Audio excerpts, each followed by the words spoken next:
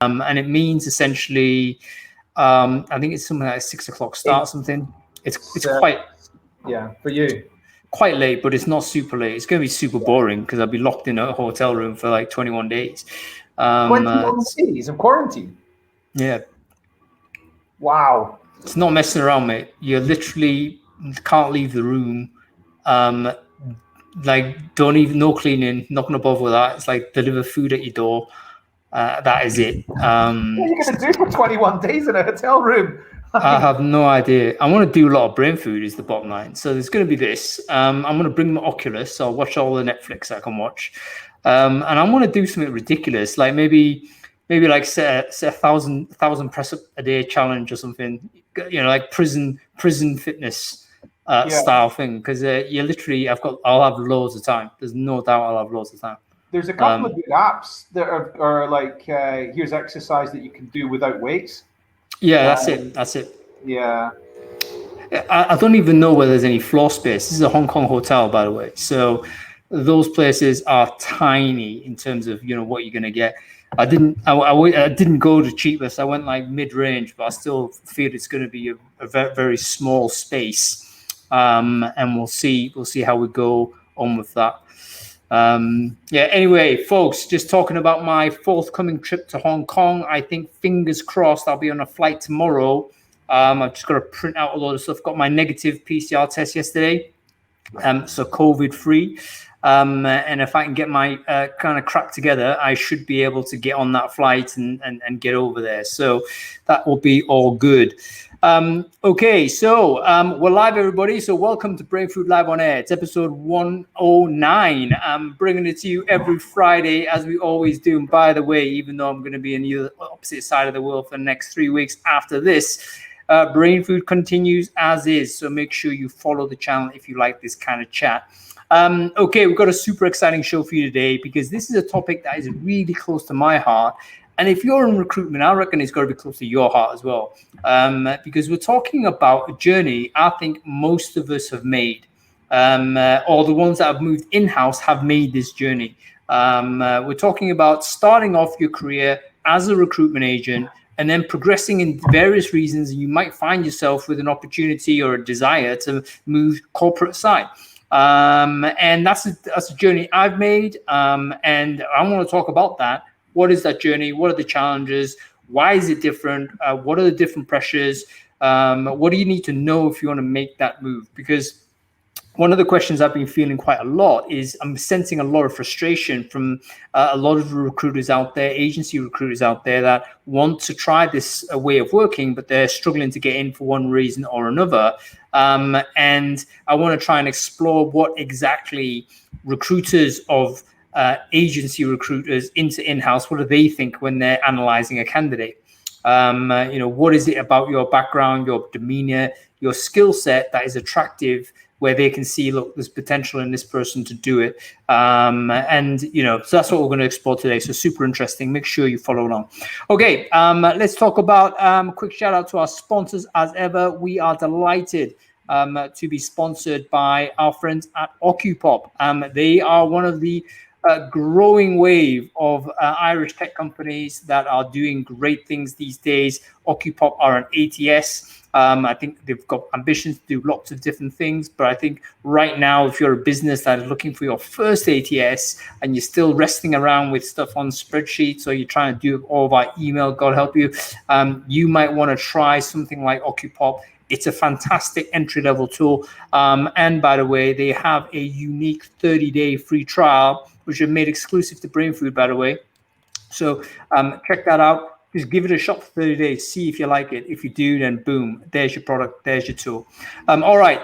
Thanks a lot for Occupop. I will chat to them a bit later. But let's welcome Adam Gordon on screen.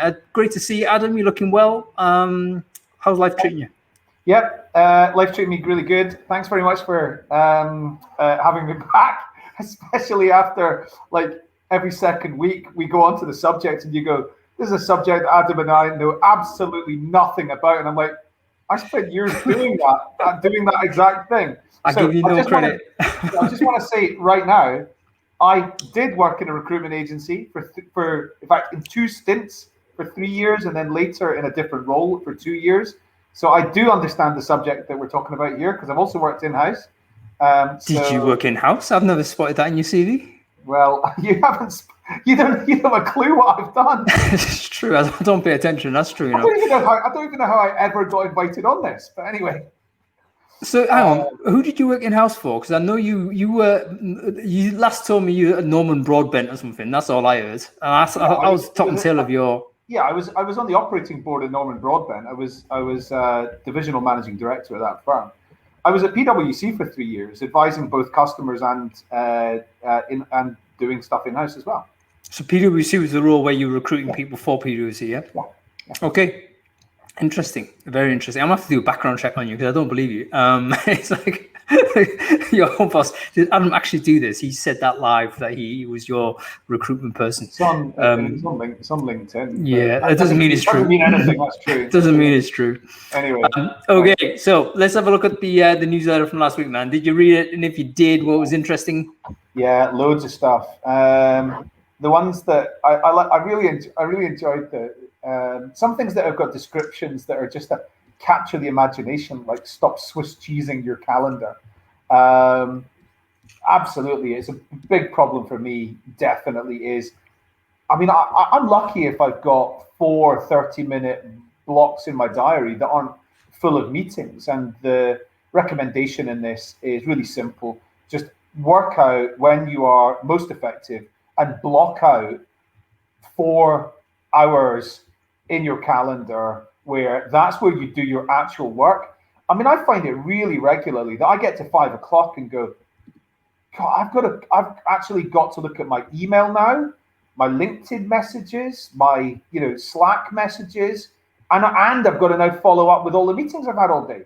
So that is one of the problems with I think working from home is that people do assume you're more available, and you are also more drawn to fill up your diary with as much stuff as possible, so that it doesn't feel like the guilt factor. Absolutely, yeah. Folks. If this is you, I thoroughly recommend you check out this post because the idea is absolutely solid.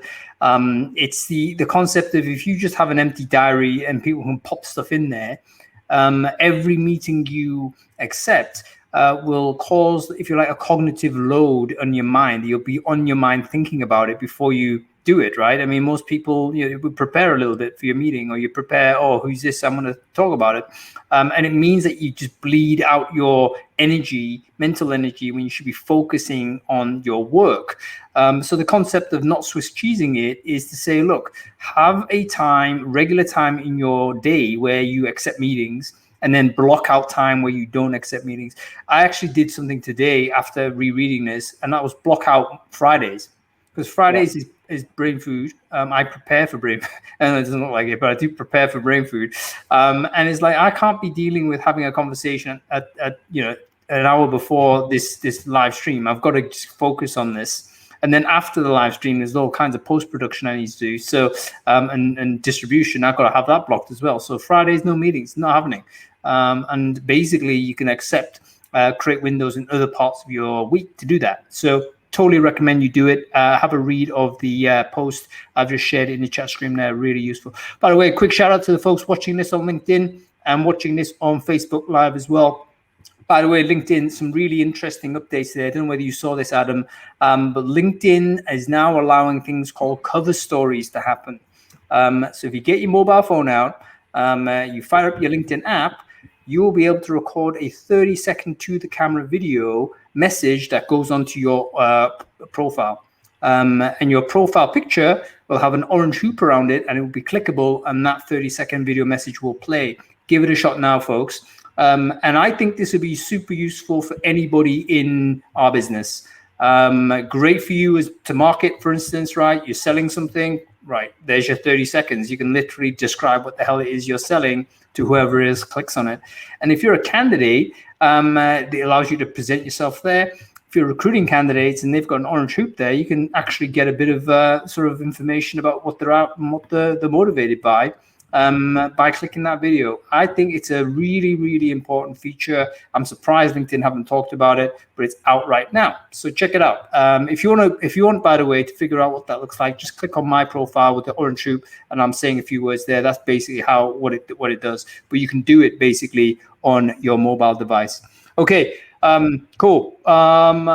Give us a couple more, Adam. Yeah, sure. So one of them is I was thinking about talking about the option plan tool from Index Ventures, which is pretty useful for if you're making offers to people to come and work in a startup or a scale up business, then the concept of share options is quite complex to explain. So it's a really simple tool to help you show new hires what they're going to be getting, but I'm not going to talk about that, because what is actually even better, because it includes pretty much the same thing, was this interactive offer letters tool from, I think it's an organization called Figure HR. Right, yep. The interactive offer letter is just excellent, because you can go in there and there's it's just really engaging. It's colorful, leads you through what your offer looks like, talks to you about what your salary is, gives you calculators for your flexible benefits. So you can put in, okay, I want a bit of this, I want a bit of that. And it shows you how it all, lines up. It shows you for stock options, what is we have underperformed by 30% versus we've hit our targets versus we smash it out of the park as an organization. What would that mean in that context?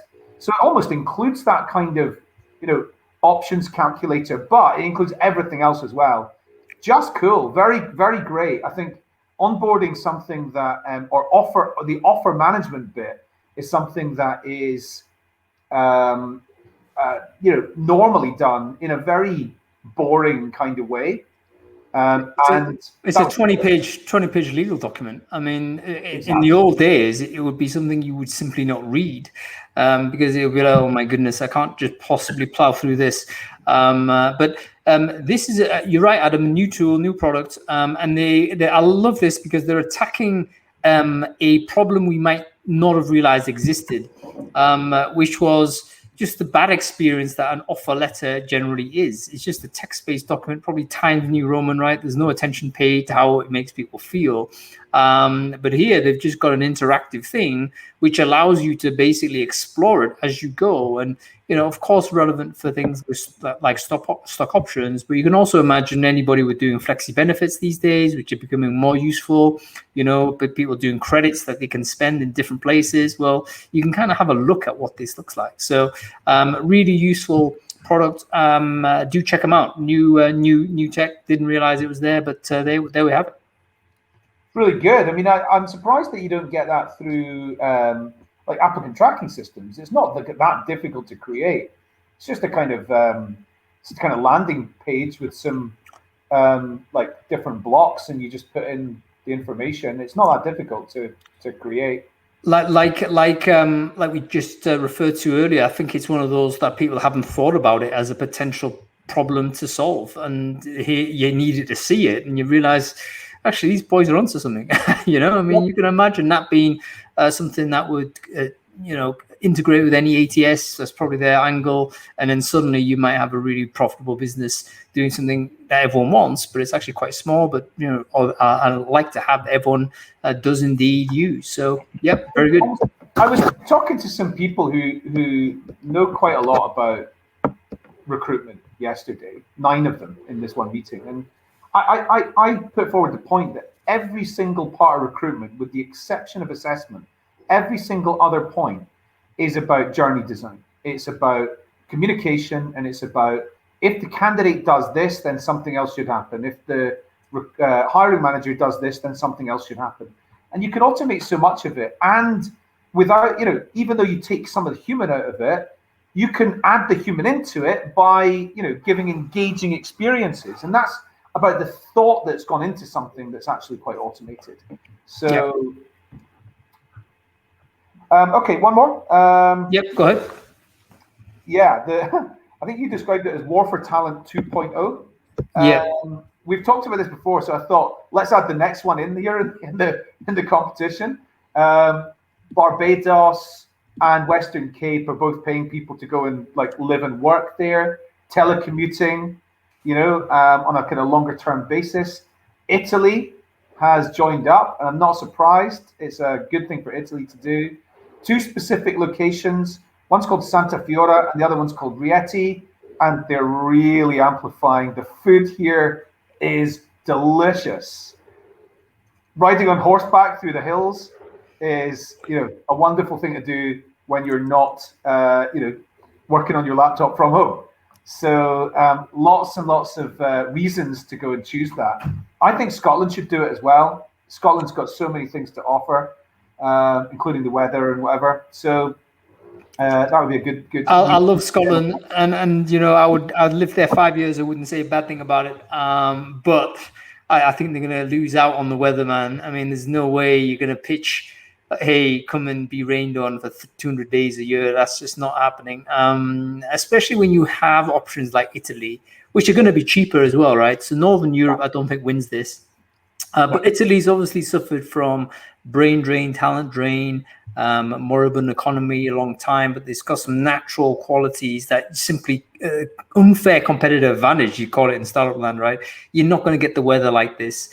The weather then produces the amazing food that you can get really easily. The lifestyle on top of that is going to be fantastic. They just never, the trade-off has always been you weren't getting the economic values in these spots, and even though your lifestyle might be high, you're just not earning a lot of money or any money at all. Like a lot of places, it was barter economy sometimes. And now with remote work from anywhere, okay, why don't you work in South Italy then? Check out Sardinia or some place that you'd normally go on holiday and pay good dollars for. Instead of spending a week there, why don't you spend 6 months and see whether you can do your job out there? Probably you could do a lot of it. So Italy, I would say anybody with decent weather, any tourist place has got a huge competitive advantage. They should max out on it, no doubt. Definitely. Yeah. Okay. Let's talk about this topic. And bring our guests on here. You reckon in fact, your journey is different, Adam, isn't it? Because you didn't go agency. Actually, you did agency to in-house. Was that the journey you made or not? No. It was agency to recruitment marketing agency. So I worked in recruitment, placing newly qualified accountants for 3 years. Probably 2 years into that, I didn't really want to hear about another, newly qualified KPMG person telling me that they were ready to be CEO of a FTSE company. So, that's not something I want. I was fed up with hearing that by that point. What I really did enjoy, actually, though, was all the marketing aspects of recruitment. So I went and joined a company that was at the time called Riley Advertising and Communications. Today it's called Havas People. So I quite quickly, my career got into employer branding. This is back in 2002, employer branding and recruitment marketing, and then joined PwC 2 years later in 2004. I think the experience in recruitment marketing and employer branding helped with the transition into the in-house environment. What's the big difference between in-house and agency, like in your view, now that you've gone through a little bit of this and seen it from the inside out? Like, recruitment agency world is, you think that you're doing recruitment and you think you know all about recruitment. The honest truth is, you know about 15% of what recruitment is about. Recruitment is massively broader than agency recruitment. Agency recruitment is, there's a role, find the people, everybody else does the rest of the work, and you think you've done the bit of recruitment when you found the people and submitted them.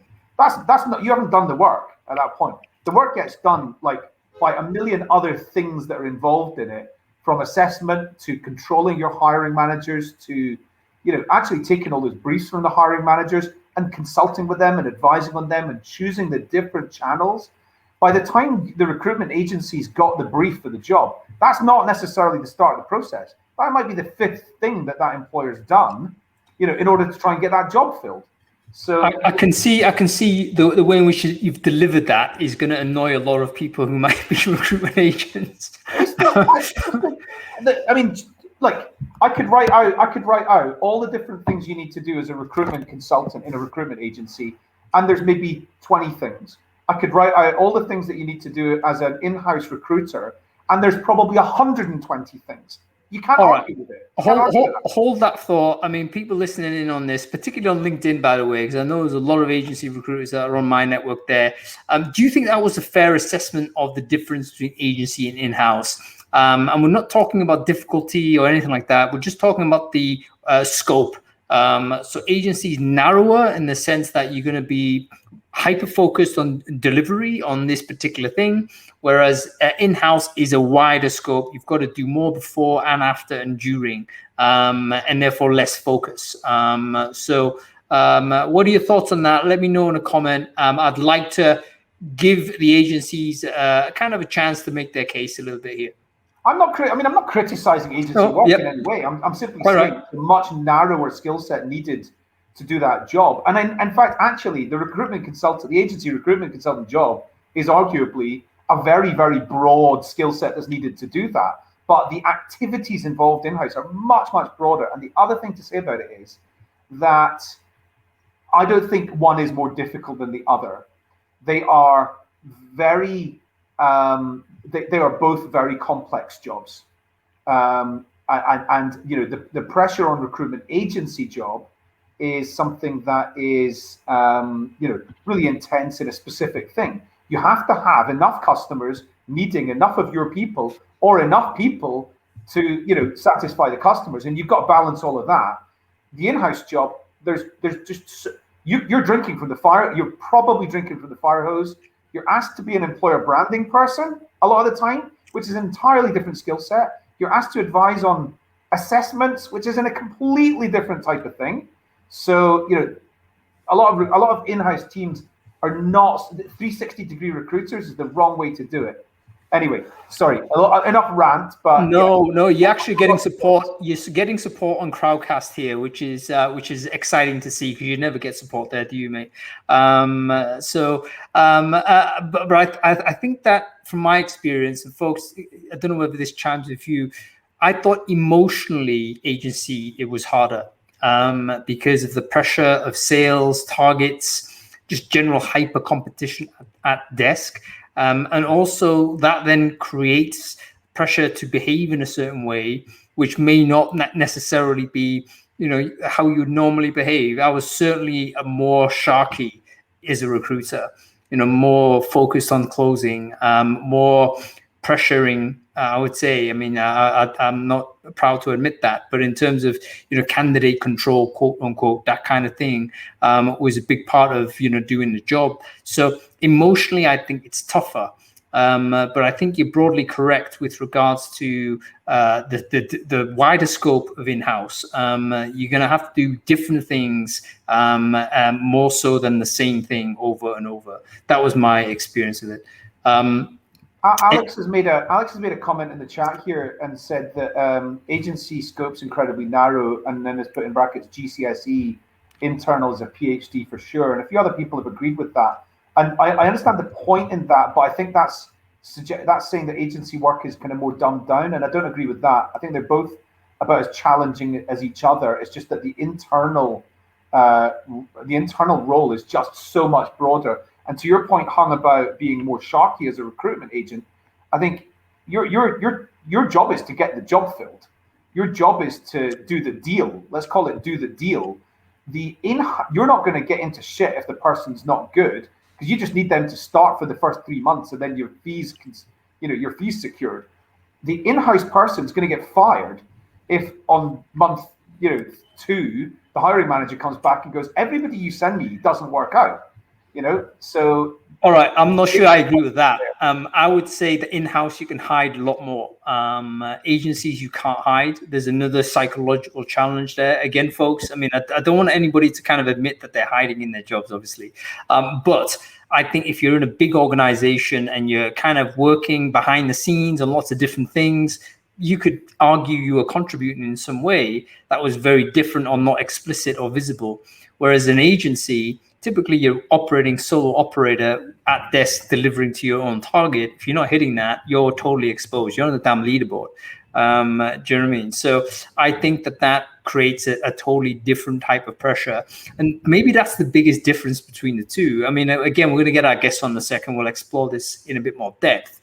But in my view, the biggest difference between the two was the sense of pressure is different, and the motivation is different. And those two things can kind of make the same person more appropriate for agency versus in-house. I think it might depend on the culture in the organization, and it might depend on the industry you're in as well. So I see that Nicole has agreed with you and said that in-house is more forgiving. I think what you just said is you can hide more. But the thing is, if you're in a recruitment agency, you get fired if you haven't hit your billable your fee targets. That's true. If you're in-house, you could get fired because either you haven't filled enough jobs, or because you filled them with the wrong people.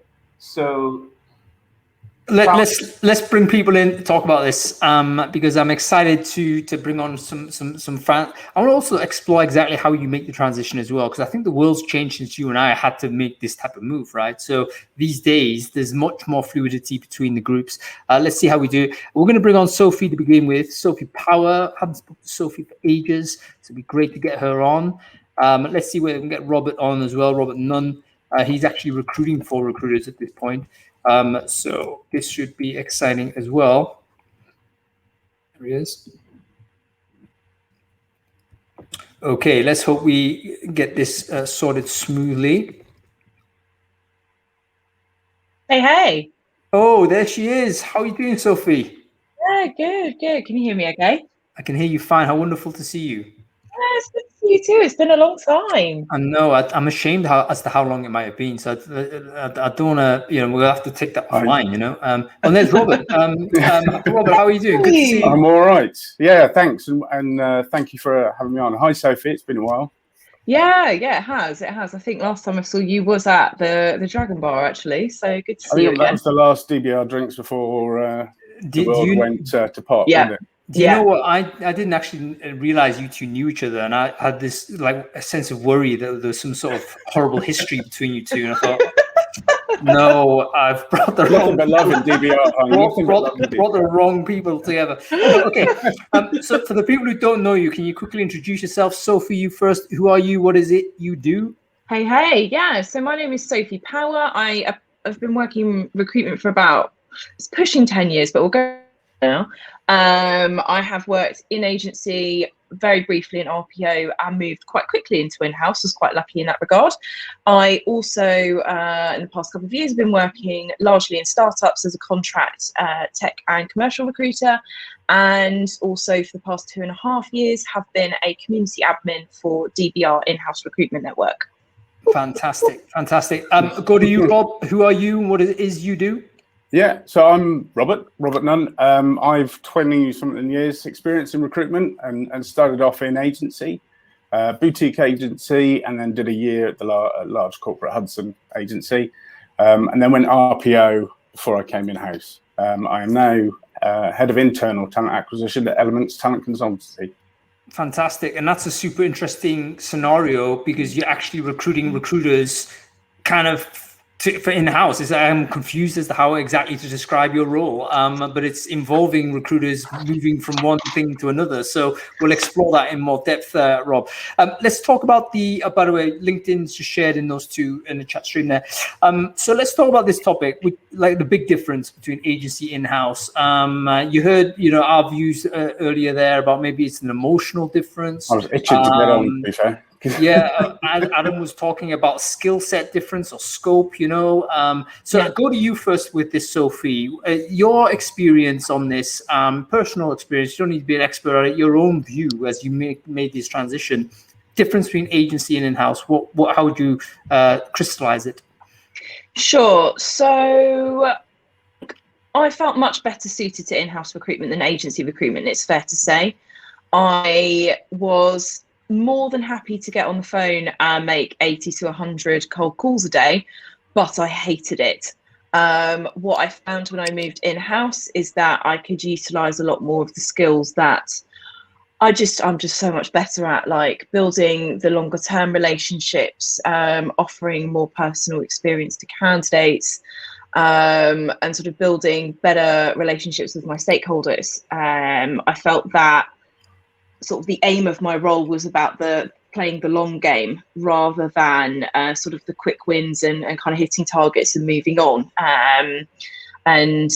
Yeah, I just so much preferred that to sort of my role in agency. So yeah, I felt much better suited to it. And I kind of, when I started in agency, I had that inclination that would probably be the case. So I don't know whether it's a little bit of, I had in my mind that I wanted to move in-house. So maybe I don't know, maybe sort of having that in my mind meant that perhaps I always sort of had my eye on the door, and maybe that didn't help. But I don't know if I sort of created a self-fulfilling prophecy there. But yeah, I much prefer being in-house.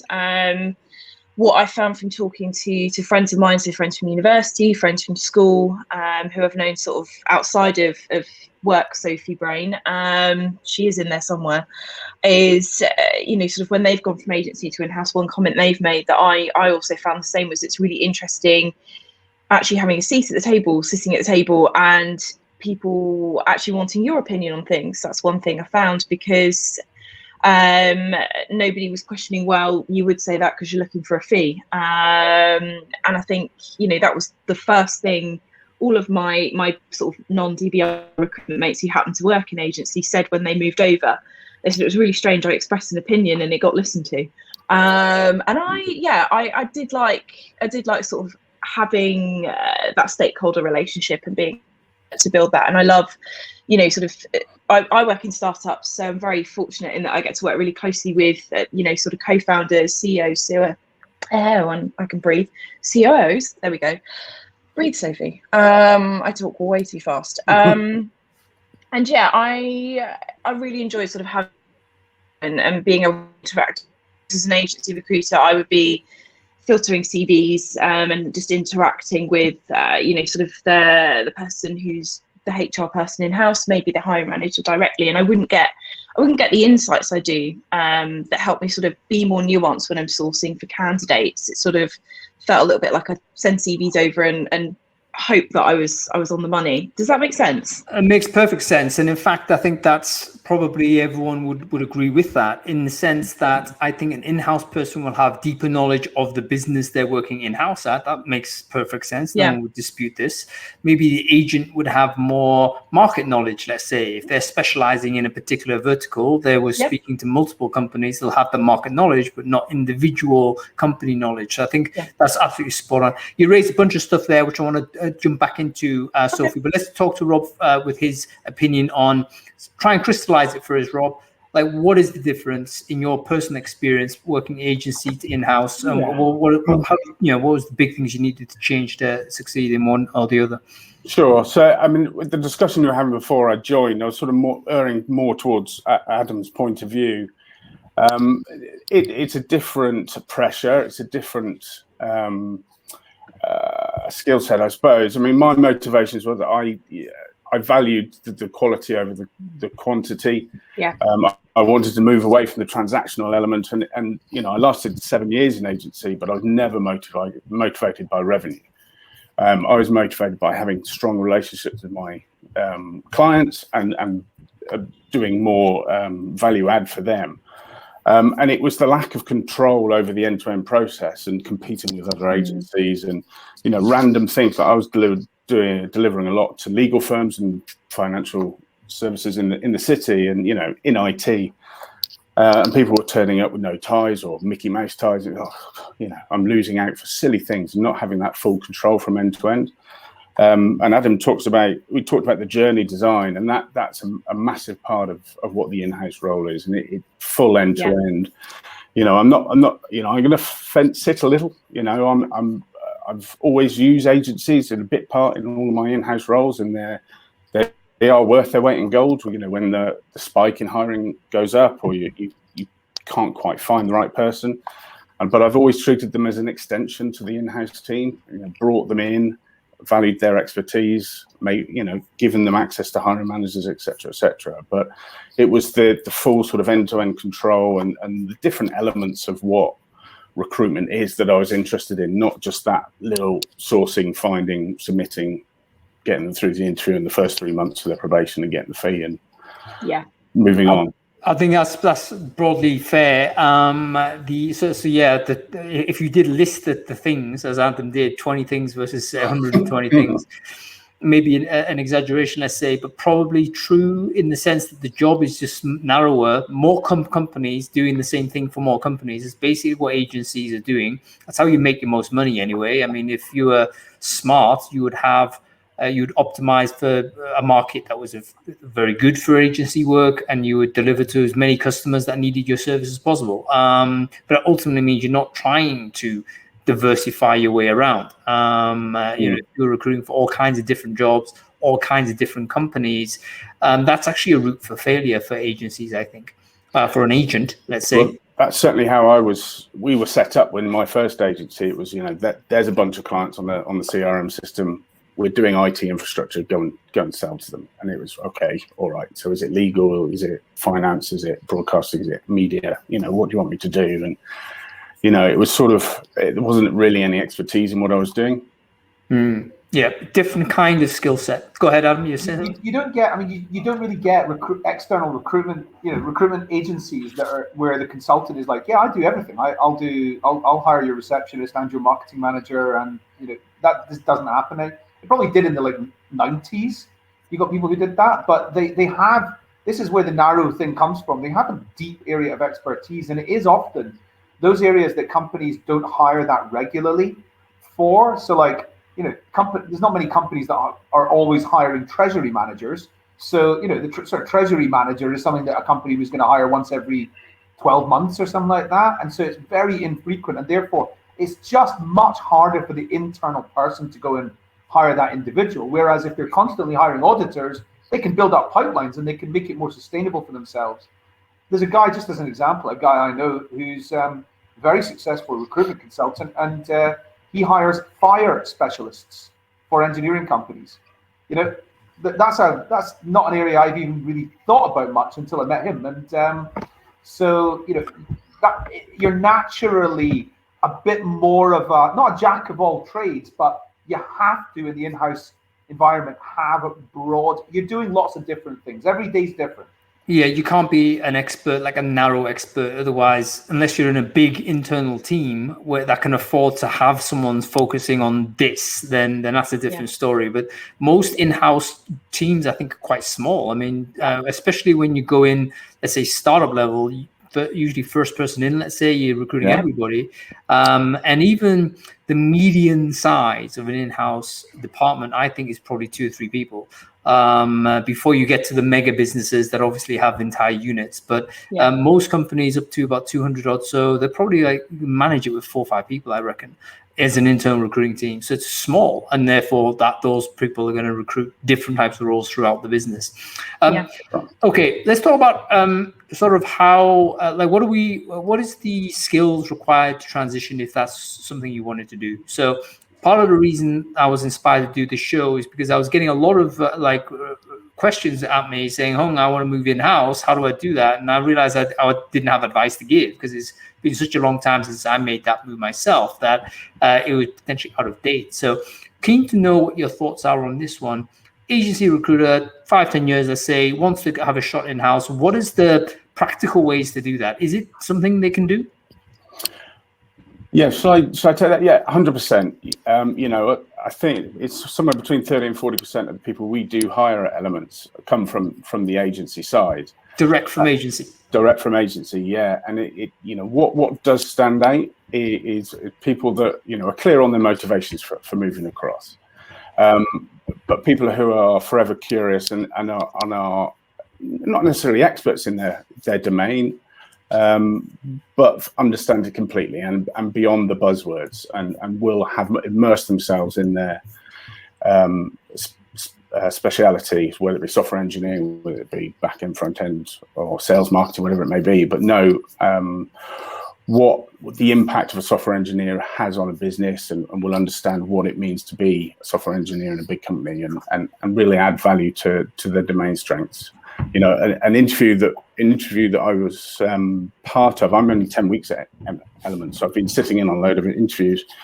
And a guy that really stood out, I won't name his name to embarrass him, but his specialty was data science and AI.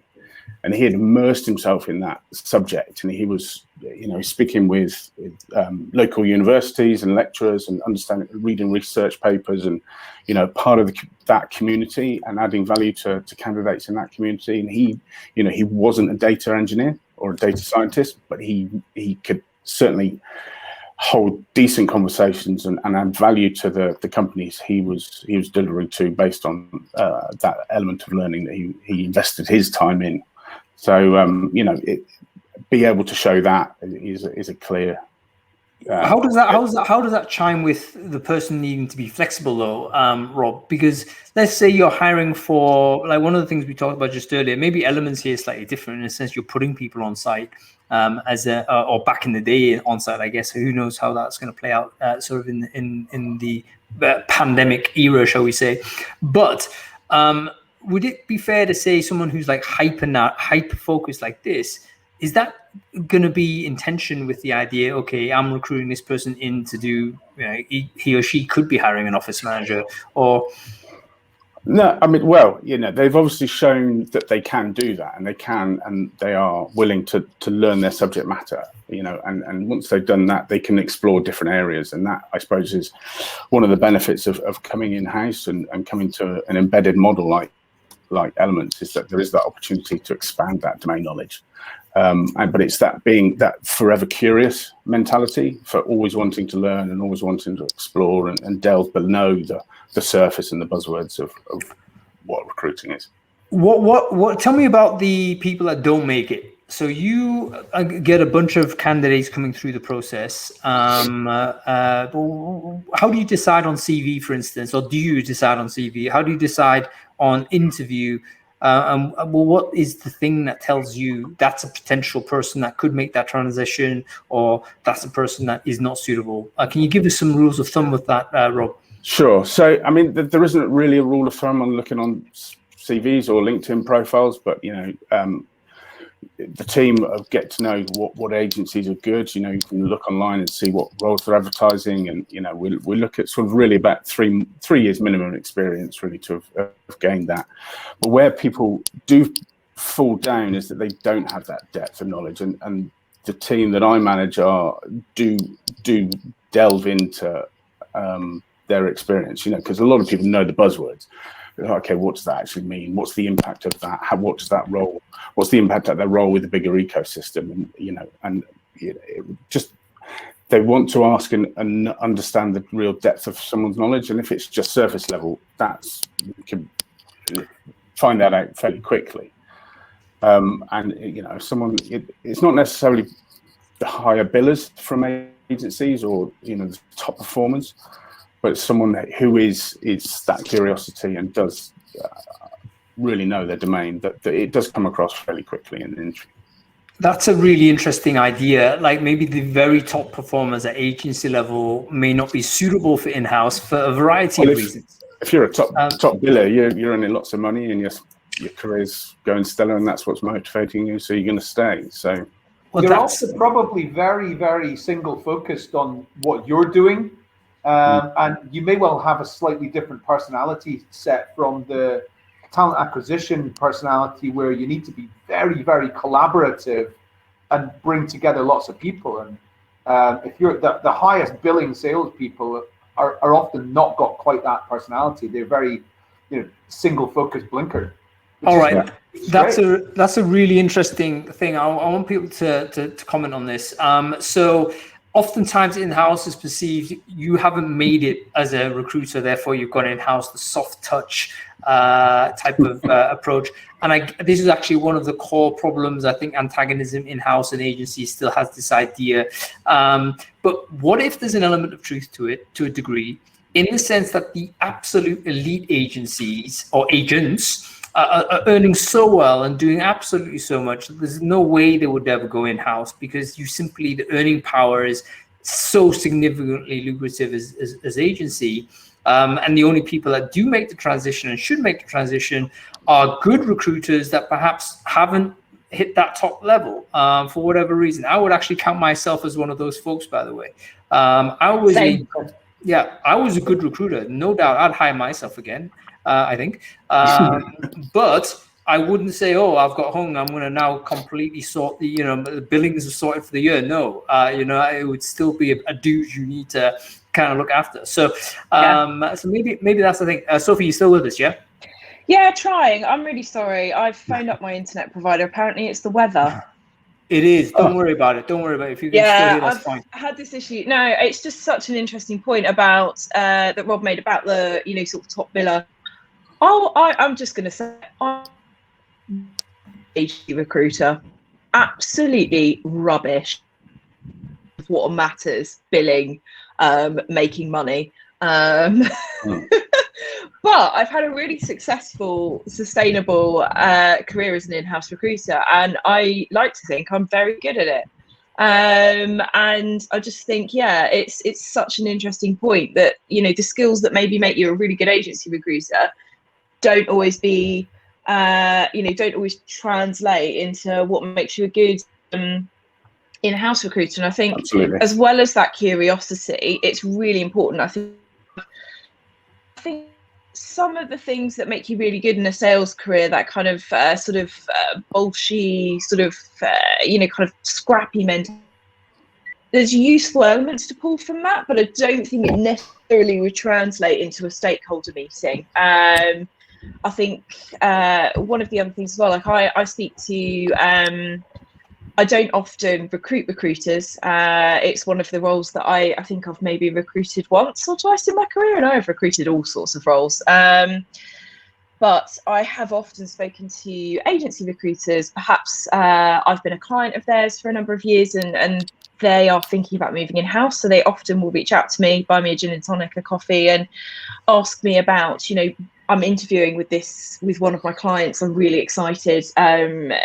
What do I need to do? What do I need to think about? And I think the ones that the agency recruiters that are more focused on their long-term relationships with their clients than just first hire in and by any means necessary, they're the ones that I have seen go into in-house recruitment and absolutely smash it, and I love to see it. I've worked with a couple of really brilliant agency recruiters. I've almost been a little bit sad when they've moved in-house, because then I can't use them anymore. I'm just like, oh great, now I've got to go and find another new sales agency recruiter. Great, happy for you though. You know what? On that note, very quickly, I think that sense of stakeholder management is very, very important. Also, part of the annoyance a lot of agencies have, because obviously as an agent you manage loads of stakeholders as well, but I think it's a different kind of stakeholder management. I think that's where there's a little bit of we're talking past each other somewhat, in the sense that as an agent, you tend to have an opportunity to choose your clients. And in fact, that's what you should be doing. You shouldn't just be accepting any job that comes your way. If your stakeholder is clearly not a person that is respecting your service, don't work with that person. You can 100%. Exit. But if you're sitting internally and that person happens to be your CTO, you can't down tools. Your only choice is the only choice is to walk out from the business. So there's a different level of tolerance for bad stakeholders, if you like, or tough stakeholders, and therefore require to do more 100%. Effort there. There is no running away from a role in-house. It's another thing that some of my mates who've made the move have said, and they kind of didn't really sort of one or two of them were like, look, I didn't even think about it, but actually no matter how long it takes you, no matter how much by the end of the process you just hate that role and want it done, you still have to fill it. There is no running away. And there's been a couple of roles in my career where I've got to the finish line and it's taken me, maybe 6 months to fill a really niche technical role usually. And I've just gone, hallelujah. Whereas I know whereas I know because I've tried to use agencies for help, they've sort of got bored and moved on after a month, and I don't blame them. But it has been like, it has surprised a few. It has surprised a few of my friends who've moved in house actually. Moving on quickly because we're running out of time, folks, and we've got to get Tim and Laura onto this. What is the one big difference? Not about the difficulties, but is there like one thing you would recommend for a agent that's just become in-house first time and they've asked you for that coffee actually, so they've moved on. They said, Sophie, I got the job. What's the one thing you could advise them to do in order to make their success faster as an in-house person versus agency? So, question to both of you, but Sophie, you first. Sure. I would highly recommend that you ask lots of questions about the business, meet as many people as you possibly can. When you start, get to know the business as well as humanly possible, because that is going to be your best tool for success. I would also recommend trusting yourself. You might not know how to be an in-house recruiter, but you do, you've been offered this job, they've hired you, they've seen something in you, and you know your market that you've been operating in. Like Rob said, usually agency recruiters are highly specialized in their market, and ultimately that a lot of that is what you will have been hired for. So trust in that and have faith that you do actually know what you're doing. And the sort of the internal quirks will come, but just be willing to ask questions and learn. Yeah, that's absolutely agree with that. Those points, Sophie. Go ahead, Rob. What would you advise? So I agree with everything Sophie said there. In addition, I think to get rid of this the hiring managers are always right mentality.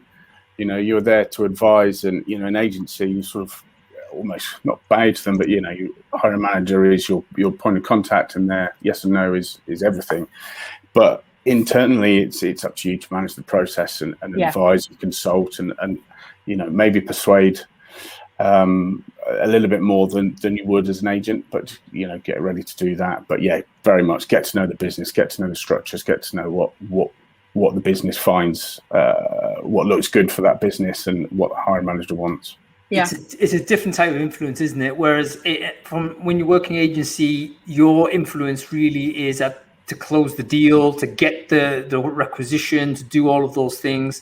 But when you're in-house, your job is you're going to get the job, right? So you don't have to acquire it. What you have to do is influence and kind of manage that process to optimize your ability to deliver against it. Slightly further down the pipe, I think, in terms of how it all works. Okay, cool. We have to move on, folks. So thank you, Sophie and Rob. Great to have you on. Please hang around with us. We're going to keep talking in the chat stream. We need to move on quick to bring on Robert and Tim.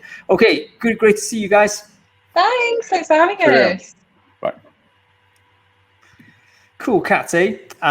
Very cool cats. I thought some really interesting examples as well in terms of the thinking and mindset. I'm tracking what people are saying on LinkedIn as well. Thank you for your comments there. Really fair points. And I hope you kind of can get the vibe. I think the jobs are similar. Same people might be able to do it, but maybe not all the same people. So it's a big Venn diagram.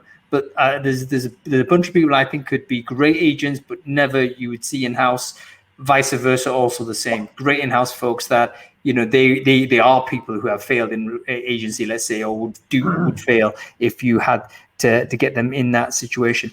If somebody's failed in a recruitment agency, I think it's quite likely they would fail in an in-house environment as well. If you can't recruit, you can't recruit. Okay. Moving from if you're a mid-level performer in a recruitment agency, you could be a high-level performer in an in-house environment, but if you're an actual failure in a recruitment agency, you're probably going to be a failure in-house as well, in my opinion. That's a strong comment. I think most people will agree with you because they don't want to have the badge of failure attached to them. Although I think Sophie came close to saying she was, which we are very brave of her to do that. But you know what? I just want to say one thing real quick. I'm really pleased to see these two folks on screen because these are my former colleagues. Would you believe it? I worked agency side with both Tim Smith and Laura Callahan back in the day. These were two of the senior recruitment managers when I was like a baby recruiter coming into the business. So I'm really pleased to see them both on Brainfood live on air. It's awesome. Laura, quickly introduce yourself, who you are, and what it is you do. Hey, thanks ever so much for inviting me to join today. So really pleased to be here. Laura Callahan. I've got about 20 years of recruitment experience, about 10 of those in agency recruitment, and during that time kind of moved towards larger scale delivery. So for me, there was a transition then to the RPO side, so companies like Thomson Reuters, PwC, Capgemini on the tech piece, before I made that move, which took me longer than I had planned, over to an internal role. So working for Save the Children, Western Union. So more kind of larger scale delivery, kind of that larger permanent piece maybe, than some of your than your two earlier guests. Yeah, fantastic. That'd be great to get your views on this. So Tim, quickly, for the people who don't know you, by the way, lovely hair. For the people who don't know you, who are you? What it is you do, sir? Hi everyone, I'm Tim Smith. I'm the head of talent at ClearScore. I've been in-house now for 5 years, and before that had 10 years of my own agency, and before that working with Laura Hung and others. Back in the day. Okay, well, listen, we're talking about this transition. We've all made it.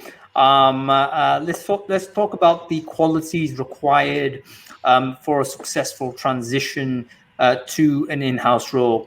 Or is it down to that? I mean, could it be anybody could do it? Anybody could be trained to do it? Or are there qualities about a person that would make this individual very suited to in-house work? Well, I mean, I was listening to obviously some of the conversation that we talked about earlier on, and sort of thinking about Adam's point where he talked about, an agency recruiter capturing that sort of 50%. And for me, it's the kind of top and tail onto the role as the kind of in-house or RPO role expands. And so I've been lucky enough to be able to be quite flexible when I've hired recruiters to either come to an RPO or internally. So I've always been more than happy because of some of the qualities you see in agency recruiters. So for me, it's often that people come on site or into an internal role thinking you're going to recruit, but actually it's a lot about process that sits behind that. And I think that's often where it can be quite hard. You come in thinking you're going to recruit, but there's all these forms and there's all this paperwork that you have to do. And that's often the kind of start of the process, picking the role up. And as we talked about, it's that managing the hiring manager's expectation on a role. There's the piece in the middle where you do the sourcing, but then at the end, you've got all of that, managing the offer, the paperwork behind that. And I think for me, that's often the piece I'll talk quite openly when someone's looking to make that transition from an agency, is that there's so much admin and policy and paperwork that you're going to have to get your head around. And I think that's where I've seen at times the challenge for people making that move. You don't have much time to pick that up to hit the ground running. It could be that's also a feature of the size and scale of the businesses you're talking about as well, Laura, which makes it a very interesting thing. So if you are recruiting for an agent straight into an in-house role, maybe that's okay if you're a small business or a startup, but it's less okay if you're a bigger business with all of this administrative load that this person inevitably has to wrestle with. It's just a very different type of job. Tim, you about to say something? Yeah, I think it's about the sort of personal motivations of the individual. I think for me, it was always about wanting to make an impact. And I think you do make a great impact as an agency recruiter when you deliver an amazing hire, but you don't really see the outcome of that hire. You don't see that individual really living and breathing in the organization, and to the extent that you can then really say that that person was a successful hire for that organization. So I really feel the people that are considering in-house should be really motivated by that long-term contribution that they can make to a business. But that contribution then comes in loads of different ways, because I think the best in-house people are process-driven and motivated to improve the process. I think I've gone through 2 experiences of in-house. One was where I started up the internal function, and then at ClearScore where I inherited an already established function. But it's always about deliver, because your credibility comes by the people you hire. But then it's the improvements you make to allow that delivery to be more efficient.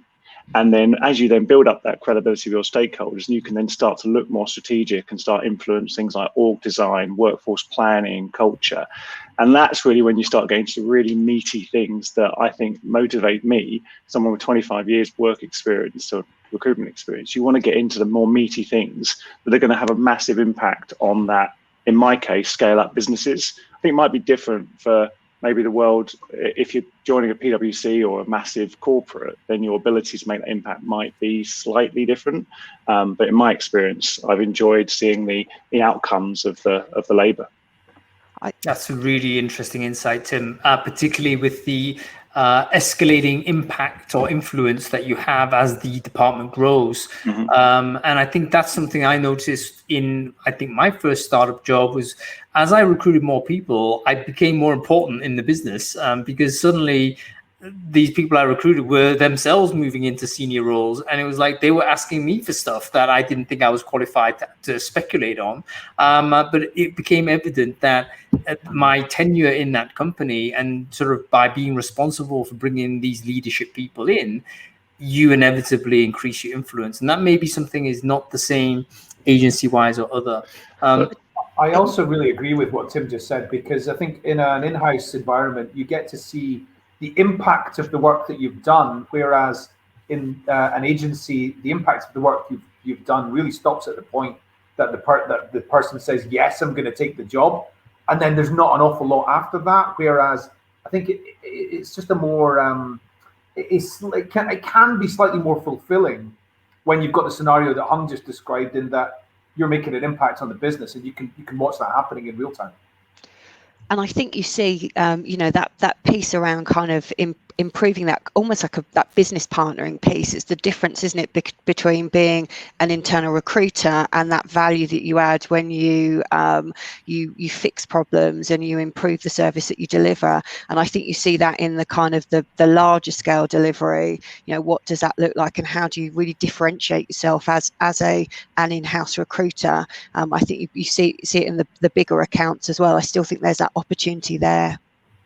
Yeah. One thing I wanted to say as well to people considering the in-house, and I think it's different in the larger organizations, but in a smaller scale up world, for me, it was like I had to get my mindset out of, if as an internal recruiter, if I go to recruitment agencies to support me in my delivery, I've failed in some way. Now, I'm sure in the bigger environments, there's a more mature consideration of a broad solutions, and of which agencies always play a part. But I always felt that, well, if how am I adding value as an internal recruiter if I then have to go to an external recruiter? And I've luckily got out of that mindset and now look at it in a much more solutions way. But I want everyone who's thinking about going in-house to look at that you're solving business problems, as Laura says, and you've got a whole suite of options to use. And that's really what makes it exciting, because you can really start to trial and error and really try different things, and then and ultimately then find a solution that works for that particular business or that particular role. That's a really interesting insight. And when you said that, Tim, it actually reminded me very much of one of the very first mistakes, was this sense of, I can't use third-party agents. They've hired me in-house. I'm meant to do this. I mean, for the people who've moved in-house, is that an experience you've shared, where you've got this job? Oh, great. Was your first thing like an aversion to using recruitment agencies because you felt the responsibility to own all of recruiting and actually be the person delivering it all, and therefore failing to do so because you need to have agency support in the right places?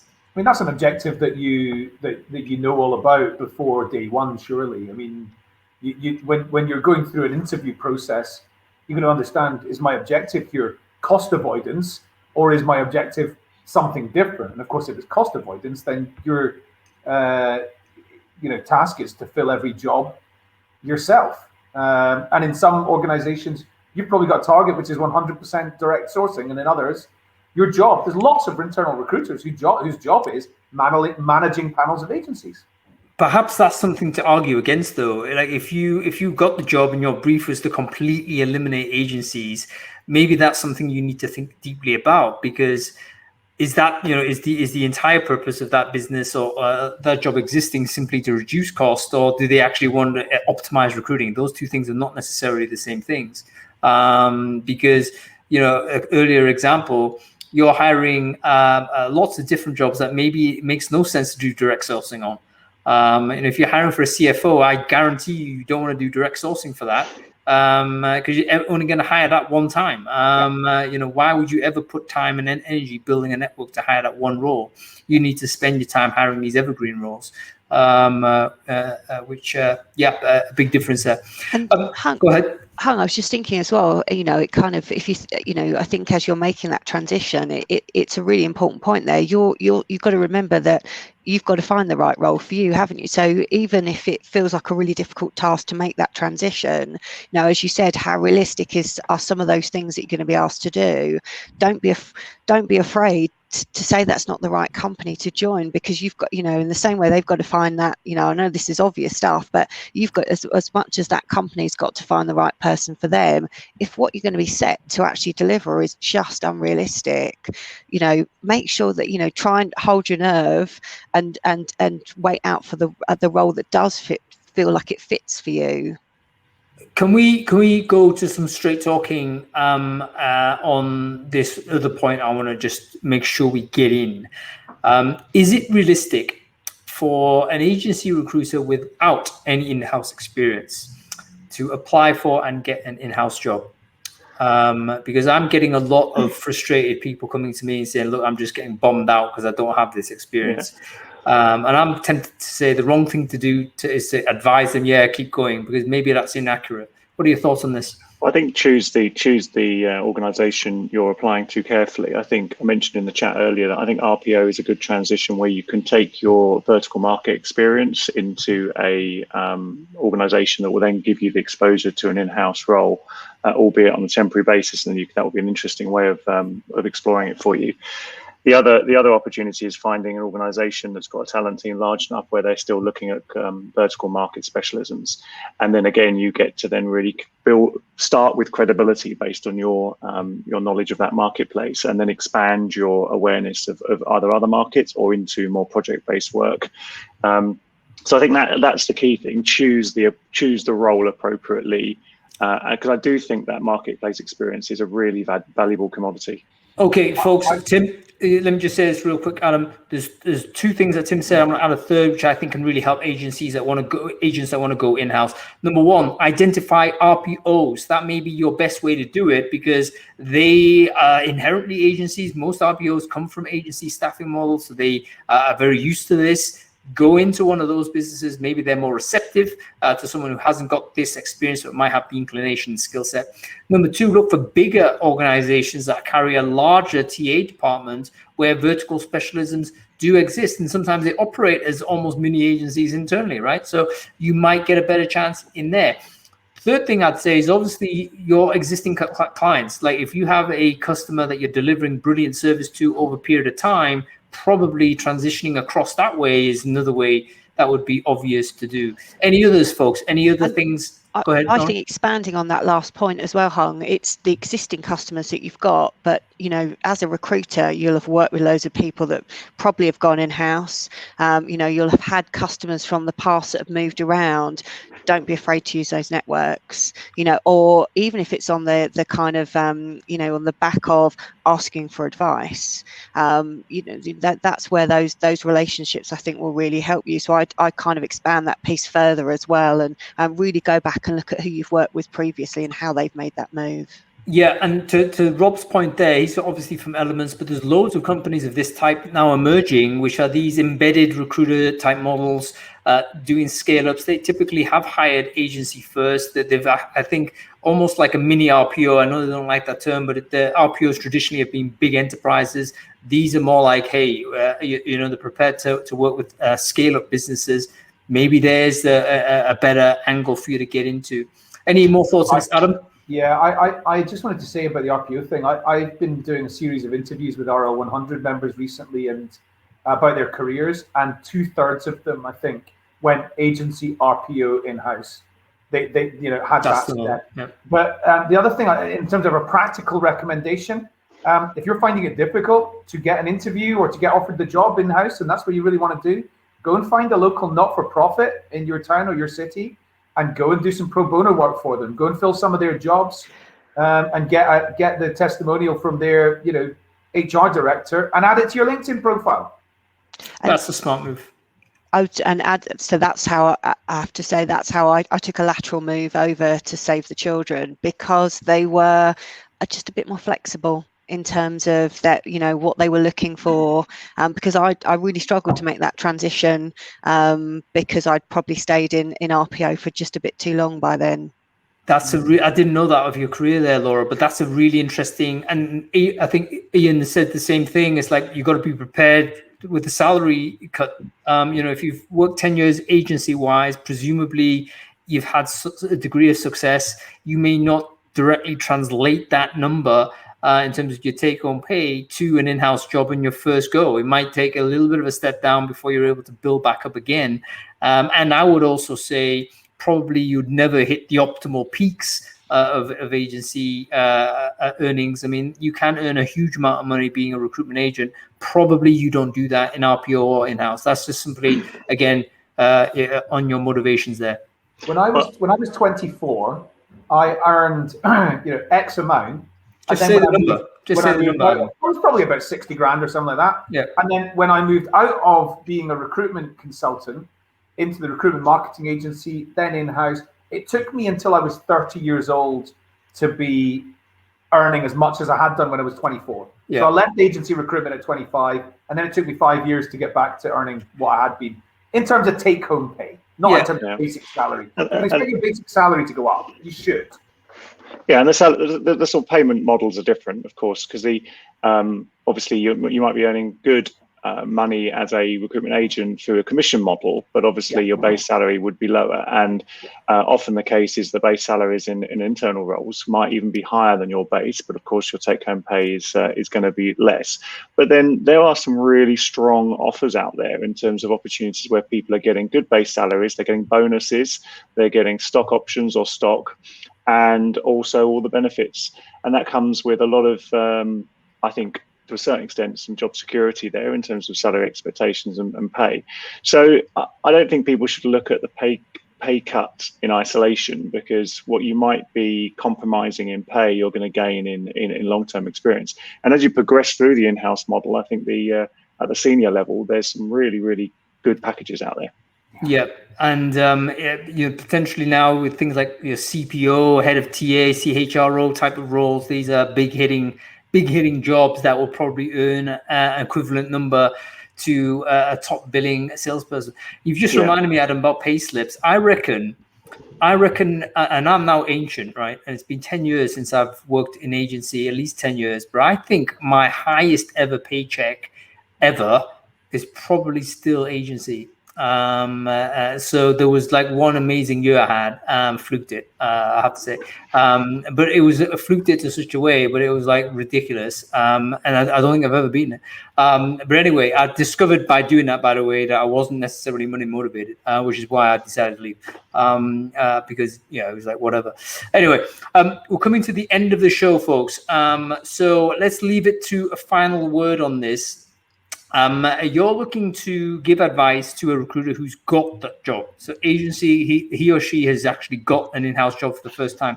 What's your takeaway advice for that person in order for them to get better faster? Laura, go to you. Two bits for me.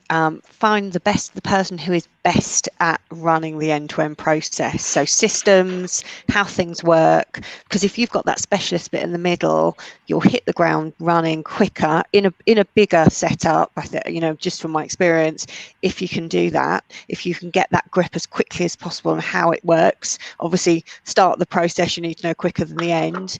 And also, in my experience as well, it's that enabling function that help you, the network, you're going to build your hiring manager, network naturally, but it's who helps you get things done, who do you need to know to process an offer? Who do you need to know is going to give you advice on, you know, when you're putting a salary together? I mean, obviously that's again sort of larger scale, but if you're looking to make that transition into a larger scale delivery model, they're the two bits for me that I think are really key to get up and running. Super relevant, Laura, especially this understanding that a big company is a beast. It's a bureaucratic beast. You need to learn the bureaucracy. Otherwise, you're going to get nowhere. Okay, go to you, Tim. I would say that the best thing someone can do when they're in an early role is, in addition to what Laura's already said, is plan and prioritize. You know, your time management is so critical, and people will want a piece of you all the time. So plan and prioritize is absolutely key. And then the second thing would be over communicate, because what you want to ensure doesn't happen is that one of your key stakeholders is saying, what's going on with that role? Why haven't we hired it yet? And that the only reason they're asking that question is because as the internal recruiter or the internal talent team, you haven't communicated your progress. And if people say, this is going to be a real difficult hire, it's going to take us 6 months, then that sets you up nicely to say, right, I'm now going to keep you informed along the process. So I'd say plan, prioritize, and communicate. That's brilliant. Tim Smith, Laura Roberts, thank you very much. Oh, go ahead, Adam. Yeah, I just want to add one which is really just an amplification of what Sophie said earlier, and that is get to know the business as well as you possibly can, because there will be a lot of intricacies that you don't necessarily see from the outside that you'll get in terms of get to know every hiring manager you're working with, get to know what their OKRs are, what's going to make them successful, and position yourself as somebody, as a business partner whose job is to help them be successful. Yeah, fantastic. Okay, folks, that's it for the end of the show. I've overrun a little bit. I just want to thank everyone for joining us. Sophie and Rob earlier, and Laura and Tim just now. Great to have you on the show, folks. Have a very good weekend to you. Thank you. Great to see those two. I used to work with them, by the way. Anyway, they were much better than me. Adam, thank you so much for joining us. That was awesome. Everyone, thank you so much for watching Brainfood Live on Air. If you enjoyed the show, please join us. Follow the channel for more. By the way, as you might have been aware of, I'm going to be out of the UK for the next several weeks. However, Brainfood Live will continue as normal. I'll simply be doing it on the evening, so the backdrop will be changed. However, next week is a big shift, because next week we're not going to do it on Friday. We're going to do it on Thursday. And Adam, you're not invited for this. Well, you are, but it's like one of those where we're going to do it in a ridiculous time for normal, because we're going to do it Middle Eastern time. The topic is recruiting challenges in the Middle East and North Africa. So we're going to speak to folks in Dubai. What are their problems, their hiring priorities, how are they going to do it? And we've got some wonderful guests there. So make sure you join us for that. Okay, that's about it. Have a good weekend, everybody.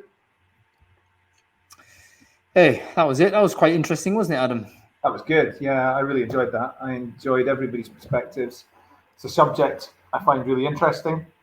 And it was good. There's John Blake's posted a job opportunity, by the way, in the chat. It's open for agency recruiter to move to Gibraltar with the gaming company Enting.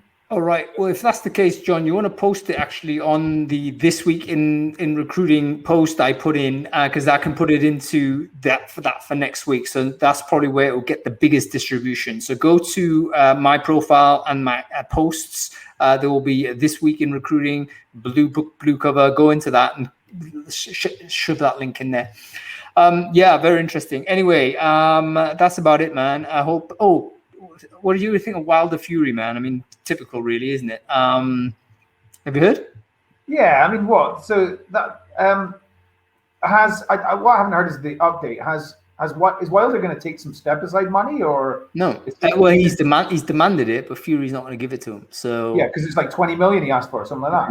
Mm-hmm. Yeah, well, I mean, Fury should just give it to him. Fighting Wilder again's pointless. It is totally pointless. But Fury's not going to do it. He's going to fight him again, and it's going to be terrible. And so that means Usyk's fighting. AJ, which means that unfortunately, our guy in London's not going to get his chance. Joe Joyce. Yeah, it's a bit. The entire thing is disappointing, isn't it? Because you don't want to see Wilder Fury 3. That no one's interested in that. But there we go. Anyway, we'll talk about sports another time. I will see you at some other time, Adam. I'm on flight tomorrow, so I will. Thanks for everything you're doing. We'll catch up during the week when I'm over there. Yeah. All the best. All right. See you later.